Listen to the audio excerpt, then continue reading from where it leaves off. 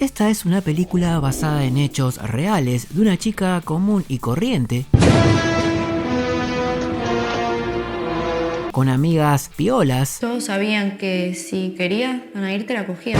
un padre recopado Si esa feminista llega a venir, le mete un tiro en la cabeza. y, según la película, un novio amoroso. ¡Es una puta de mierda! ¡Es una puta! Pero que vaya uno a saber por qué en un arranque psicópata le dio 2 corchazos, convirtiéndose en la mujer más joven argentina en recibir cadena perpetua, ganándole por solo unos meses de edad a otra chica que había matado a su madre y que recibió la misma condena. Así que no es la primera ni la única. Sin más preámbulo, esto es Nair, la película.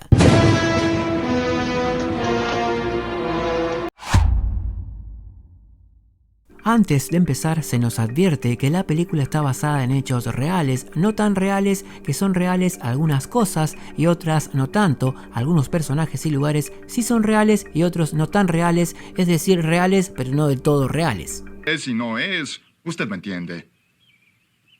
De entrada, la película se hace auto-spoiler, ya que todo comienza con Nair presa, donde le hacen una entrevista y le preguntan si piensa en él, o sea, su novio. Ella le contesta que sí. Sí, me siento culpable porque era una persona sin sentimientos de culpa y con una frialdad digna de un psicópata, como en la vida real, ¿va? Luego viajamos con un tema de Justin Bieber hacia atrás en el tiempo, antes del crimen, a los 15 años de Nair, donde sus amigas le dan la bienvenida y comienza el vals. Primero baila con el padre y algunos más, hasta que de golpe la impronta de Nair cambia por completo cuando un tío parecido al Indio Solari con bigote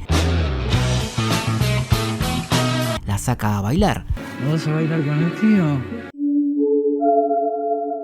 Y después conocemos a Federico, que se coló en la fiesta, cosa que disgusta a Nair, pero él, todo romántico, le dice que le va a agradecer toda la vida que se haya colado en la fiesta. No lo sé, Rick. Luego viajamos a la noche del crimen. Ella vuelve a su casa con el arma de su papá bajo el brazo, y a eso de las 5 de la mañana ella le manda un mensaje a Federico haciéndose la boluda como que no pasó nada. Al día siguiente, la mamá de Federico la llama para darle la noticia de la muerte de su hijo y para avisarle que le pasó su número a la policía y que a la brevedad la van a llamar. En eso llega la madre, la abraza, pero no sabemos qué carajo siente, si culpa, miedo, tristeza, ya que siempre tiene la misma expresión. Yo creo que el director le dijo: vos ponés cara de psicópata que yo me ocupo de todo, ya que es lo único que hace en toda la película. Retomando, más tarde en el carnaval de Gualeguaychú, Nair está con su padre que, orgulloso de la belleza de su hija, le dice que algún día será la reina. Y en eso un chico borrachín le tira miraditas a Nair, pero ella le dice a su papá: este aplica mafia, y el pibe se raja. Luego se cruza con Federico, que la lleva hasta su casa, y cuando se va, el padre lo observa desde la oscuridad de la terraza. Después viajamos otra vez hasta después del crimen, donde Nair declara, ella se hace la boluda, dice que no eran novios, mientras recuerda cómo Federico yacía muerto en el suelo, y continúa diciendo que estuvo con él, cruzaron algunas palabras enojados y que después él se fue. ¡No creo! Después otra vez viajamos hacia atrás, antes del crimen, donde Federico y Nair están juntos, en su casa, escondidas. Cabe aclarar, en una escena íntima desastrosa. Vos ves al pibe y no sabés si está cogiendo o se agarró los huevos con la bragueta del pantalón. Y Nair quiere que se ponga forro, pero él, totalmente irresponsable, la llena de leche. Y después de boludear con el arma del padre de Nair... ¿Quién es el más poronga? ¿Quién? Yo soy el más poronga. Que como todo padre responsable lo dejaba cargado arriba de la heladera, Federico dice lo más boludo que escuché en mi vida. La primera vez no te puedes quedar embarazada, tranquila. Bueno, al final, Nair se entrega y confiesa el crimen y cuenta cómo mató a Federico a sangre fría.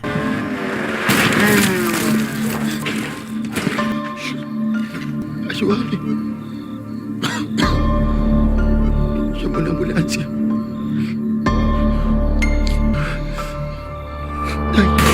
¡Diablos, señorita! Luego la detienen por obvias razones. Después viajamos otra vez hacia antes del crimen, donde Nair pierde un concurso de belleza Y luego, en un boliche, vemos cómo se chapa a un pibe delante de Federico y este hace lo mismo, demostrando que su relación era tóxica a niveles radiactivos.